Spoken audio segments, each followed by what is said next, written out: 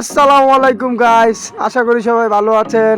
আলহামদুলিল্লাহ, আপনাদের দোয়ায় আমিও ভালো আছি। তো আজকের ব্লগে আপনাদেরকে দেখাবো সুবর্ণগ্রাম পার্ক। গাইস, দেরি না করে চালু ভিডিওটা প্রথম থেকে শুরু করা যাক। শুরু থেকে আছি আমি ইমন ভুঁইয়ান, সাথে আছে ছোট ভাই ইয়ামিন চৌধুরী, আরো সাথে আছে পানপ্রিয় ছোট ভাই জিসান। তো গাইস, আমরা মাজারের নিচ থেকে একটা রিস্কায় উঠে বললাম, উঠতে না উঠতে গোলাগঞ্জ ইলেকশন হাইওয়ে চলে আসলাম। ভুলতো ঐতিহাসিক ফ্লাইওভারের নিচ দিয়ে আমরা এখন চলে যাব সুবর্ণগ্রাম পার্কে। বলতে না বলতে আমরা চলে আসলাম সুবর্ণগ্রাম পার্কের মেইন গেটে। ঠিক আছে গাইস, আমরা এখন ভিতরে প্রবেশ করব।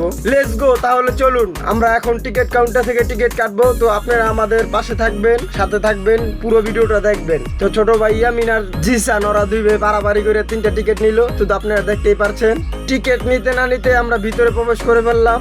তো আপনারা দেখতেই পারছেন গাইস, আজকে সুবর্ণগ্রাম আসার রিজনটা ছিল ছোট ভাই জিসানের।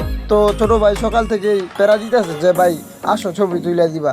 অনেক প্যারাই আছে, মানে আমার প্যারাটা জ্বালাই লাইতেছে। তো গাইস, ছোট ভাই জিসানের প্যারায় থাকতে পারলাম না ঘরে, তাই চলে আসলাম সুবর্ণগ্রাম পার্ক অ্যান্ড রিসোর্টে। গাইস, সুবর্ণগ্রাম পার্ক অ্যান্ড রিসোর্টে অনেকগুলো রাইড আছে, আপনারা চাইলে সবগুলাতে ঘুরতে পারবেন, মানে অনেক এনজয় করতে পারবেন। ছোট ভাই জিসানের আজকের রিজনটা ছিল ওরে ডিএসএলআর ক্যামেরা দিয়ে ছবি তুলে দিতে হবে। তো গাইস, ছবি তুলে দিমু কি, ভিতরে খালি বেডি আর বেডি, মানে এত চাপ, খালি বেডি আর বেডি, অন্য কিছু নাই, খালি বেডি আর বেডি। দেখতে দেখতে আমরা চলে আসলাম শেষ বর্ডারে, পদ্মা রেস্টুরেন্টের সামনে। তো এখান থেকে শুরু হবে আমাদের ছোট ভাইদের ফটোশুট। তো আপনারা সবাই আমাদের পাশে থাকবেন, সাথে থাকবেন। গাইস, আপনাদেরকে তো বলা হয়নি যে আমি প্রফেশনাল ফটোগ্রাফার ছিলাম, কিন্তু বর্তমানে আমি এই লাইনটা ছেড়ে দিয়েছি। এই ফটোগ্রাফিতে অনেক পাপ হয়, কিন্তু ছোট ভাইদের প্যারা জ্বালায় আমি মনে করেন পারতাছি না, তাই কথা ছবি তুলে দেওয়ার লেগে আইছি। ছোট ভাইদের ছবি তোলার পাশাপাশি আমি একটু স্টাইল লইলাম, গেট আপ লইলাম, মানে আমি অনেক বড় ফটোগ্রাফার, কিন্তু আসলে আমি এত বড় ফটোগ্রাফার না, আমি ছোটোখাটো একটা ফটোগ্রাফার। তো সবাই চাইলে আপনারা আমার বুক দিতে পারেন, কিন্তু আমি বুকিং নিব না, আমি ফটোগ্রাফি ছেড়ে দিয়েছি। গাইস, আমি জানি যে এই ফটোগ্রাফির ইন্ডাস্ট্রিতে অনেক পাপ, অনেক গুণা, তাই আমি কাজ ছেড়ে দিয়েছি। তাহলে চলুন আপনাদেরকে কিছু সুন্দর মুহূর্ত দেখাই।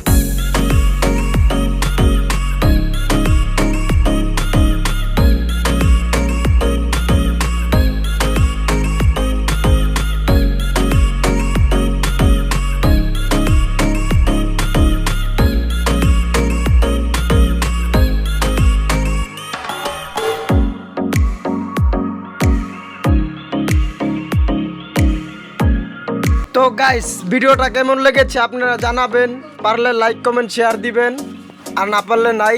তো আজকের ব্লগটা এই পর্যন্তই শেষ। সবাই ভালো থাকবেন, সুস্থ থাকবেন, আল্লাহ হাফেজ।